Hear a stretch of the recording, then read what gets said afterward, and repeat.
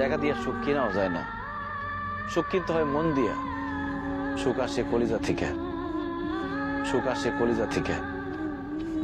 আমরা সারা জীবন শুধু নকল জিনিসের পিছনে ছুটি, আল্লাহর দেওয়া সূর্যরে বাদ দিয়া আমরা ঝাড়বাতির পিছনে দৌড়াই। টাকা দিয়া তো তাহলে বড়লোক মানুষটা কবরের মধ্যে টাকা দিয়ে সুখ কিনতো, টাকা দিয়ে সুখ পাওয়া যায় না।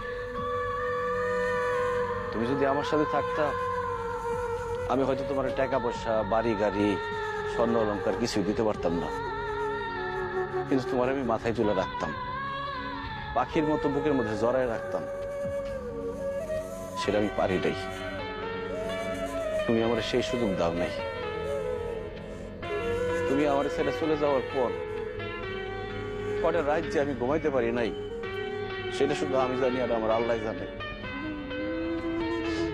আমি কত চেষ্টা করছি, তোমার কত অনুরোধ করছিলাম, তোমার হাতে ধরছি, পায়ে পড়ছি, কিন্তু তুমি আমার সাথে থাকো নাই, আমার সাথে ছলনা করে চলে গেছো। তুমি আমার জীবনটা আগুনে পুরা কয়লা বানায় ফেলাইছিলে। তোমার মতো মেয়েদের জন্য হাজার হাজার ছেলেরা জীবন তো লাশ হয়ে ঘুরে বেড়ায়। আমার আল্লাহ আমারে বাঁচাই দিচ্ছে। তখন আমার জীবনে আসছে আয়েশা। আয়েশাও আমার মতো অশিক্ষিত, পড়াশোনা করে নাই, টাকার সুখ সে বুঝে না, কিন্তু সে যে আমার সম্মান করে আর ভালোবাসে, পৃথিবীর সবকিছু দিয়ে মনে হয় সেই ভালোবাসা পাওয়া যাবে না। আমি আলহামদুলিল্লাহ ভালো আছি, দোয়া করি তুমিও ভালো থাকো।